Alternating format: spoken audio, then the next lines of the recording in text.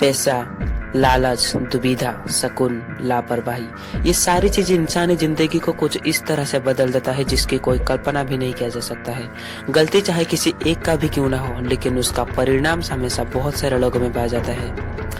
पैसा की लालच जिंदगी में लापरवाही भर देता है और लापरवाही कुछ इस तरह के रिजल्ट देता है जिसकी अंतिम फल मौत ही होती है।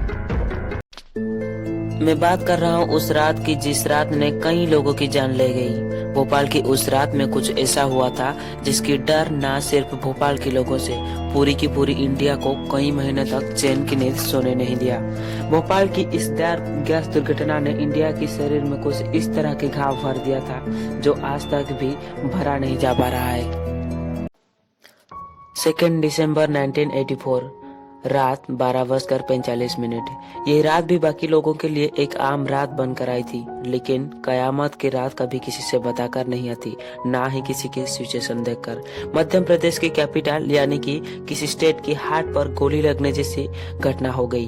भोपाल में उस टाइम यूनियन कार्बाइड नामक पेस्टिसाइड कंपनी शुरू हुई थी।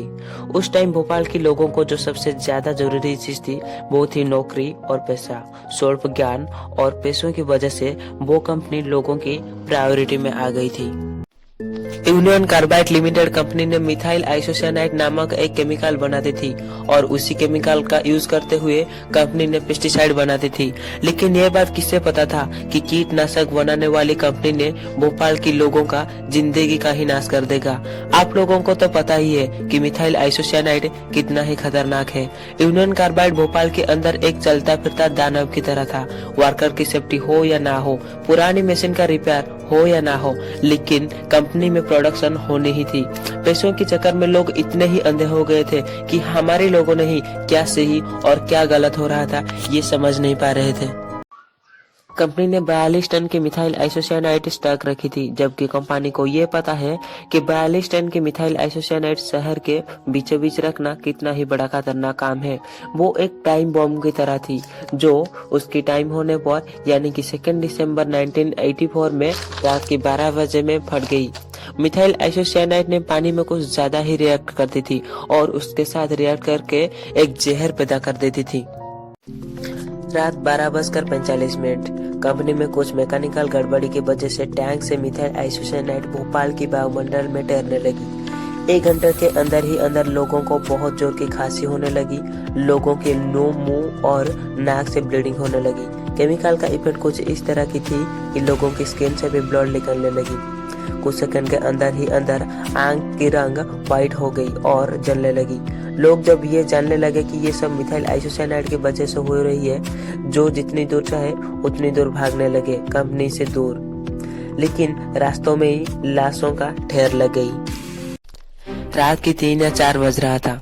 लोगों ने भोपाल के नियरेस्ट तालाब में सब डुबकी लगाने चले गए, ये सोचकर कि गैस की प्रवाह जो उनके शरीर पर हो रही थी उसकी प्रवाह थोड़ी कम जाए।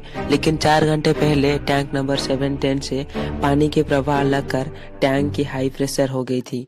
मिथाइल आइसोसाइनाइड और वाटर की मिक्सचर यानी कि इस जहर से बचने की कोई चांस नहीं। टैंक से पानी निकलकर सीधे तालाब में जाने लगी। कुछ देर के अंदर पूरी की पूरी तालाब में लाशों का ढेर लग गई। मिथाइल आइसोसाइनाइड ने शरीर में घुसकर ब्लड के साथ मिलकर फेफड़ों के ऊपर बहुत ज्यादा प्रेशर कर रहा था, जिसकी वजह से सांस लेना भी मुश्किल हो रही थी और जिसकी परिणाम मौत ही था। सुबह के 5 बजते ही पूरी की पूरी भोपाल ने शमशान बन गया था। करीब 3000 से ज्यादा लोग पहले ही रात में मर गए थे और एक हफ्ते के अंदर 16,000 लोगों की मौत हो गई थी। उस रात में मरने वाले लोग तो बहुत ही खूबकिस्मत थे। बदकिस्मत तो वो थे जो रात में जिंदा रह गए थे। मिथाइल आइसोसाइनाइड ने ह्यूमन बॉडी में मिलकर डीएनए में मिलकर उनकी डीएनए पर इफेक्ट डाल रहा था, जिसकी वजह से लोगों के अंदर कैंसर और बहुत ही सारी न्यूरोलॉजिकल प्रॉब्लम होने लगी थी। 26 फरवरी 1989 को यूनियन कार्बाइड के चेयरमैन बरेन एंडरसन ने $470 मिलियन की फंड दी। लेकिन बात यह है कि क्या सिर्फ 750 करोड़ रुपए से 16,000 मासूम लोगों की जान से ज्यादा कीमती थी?